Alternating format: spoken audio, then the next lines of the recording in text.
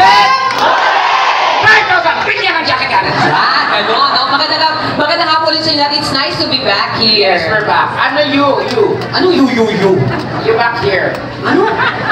Sabi mo, it's nice to be back here. Yeah, it's nice to be back. For me, it's my first time here. Siyempre, kailangan kasi nila ng ida-dissect, kaya dito kami. Wow. Oh, makapag-react ka ng dissect, parang alam mo kung ano yung sabi ng dissect. Alam ko yan. O ano? Yun yung kalaban ng Yusek. Yung dissect. Bobo? Wow, bobo? Oo, bobo ka talaga. Excuse me, sino ang honor student sa ating dalawa? Ay, naku, yan ka na naman sa mga honor na. Tigilan mo ng tekla, hindi ka nag-aaral, bobo ka. Nakalimutan mo na. Honor ka? Yes! Paano ka naging honor student? Nakalimutan mo. Tuwing pumapasok tayo noon, binabati ako ng mga classmates natin. Good morning, Your Honor. Sabi na naman din sa Facebook, sabi niya. Sa Facebook po, ano ganyan?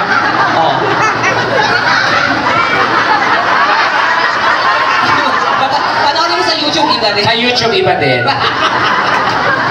Hindi ba sa ganun lang yun? Enjoy lang po tayo lahat. Nandito po dinala ko si Tekla para makita niyo po siya kung gano'n siya kapangit sa personal. Ganun talaga. Alam mo, guys, itigil niya ang pagsabi ng pangit. Kasi guys, pangit ka naman talaga. Kailangan pa natin tigilan yan. Alam ko yung Donita, 42 years ko nang dala to. Kailangan bang i-remind? Nakikita naman nila eh. Kailangan mo bang elaborate? God, you're so... Shut up! You're so what? You're so annoying. Annoying?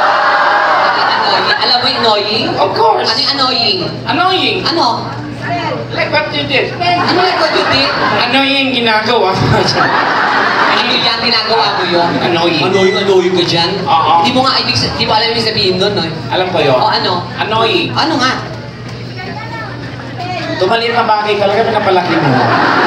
Dito tayo para magsaya. Magpasaya tayo, di ba? Pero sinasabi ko, ni-clear ko lang, di ba? Nakita ka nila ngayon sa personal, di ba? Nakita ka nila sa TV. O ano ngayon ang nangyari, di ba? Ewan ko ba? Kasi may mag-asawa kanina sa labas, mag-picture sa akin. Tuwang-tuwa yung babae. Daddy, si Tekla. Tekla, pa-picture kami. Sige po. Maya-maya, nag-away yung mag-asawa. Kasi? Tinitingnan yung picture ko. Sabi nung lalaki, sabi ko sa'yo, ganyan talaga itsura niya. Sabi mo, sira yung TV natin. So bakit ka talaga sa personal? Hindi, tatanungin ko na lang sila, maganda po ba sa Tekla sa personal? O mas maganda siya sa TV?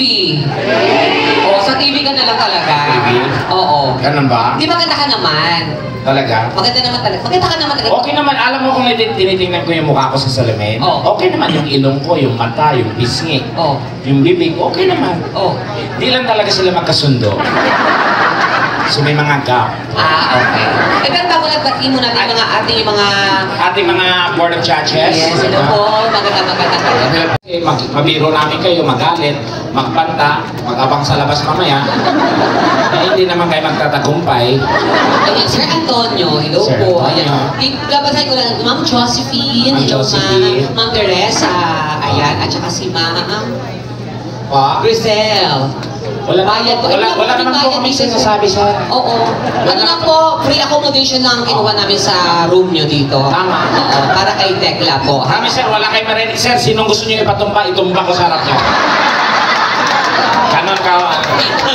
Ganun ka-important. Si engineer, Gusto niyo po itumba ko pamilya ko sa harap nyo, sir? Where's engineer? Asa si engineer? Ay, engineer. Magaling yan sa erection. Bakit? Ng building. Kasi engineer. Tama nga naman.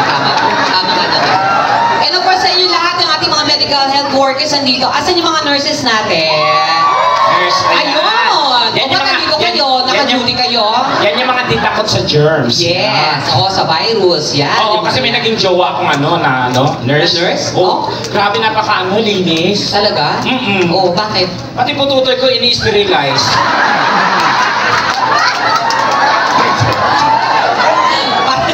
Para wala talagang Hindi, totoo. Yung mga ano po ba yun? Positive po ba kayo? Yung nakamas? Ano po ba yan?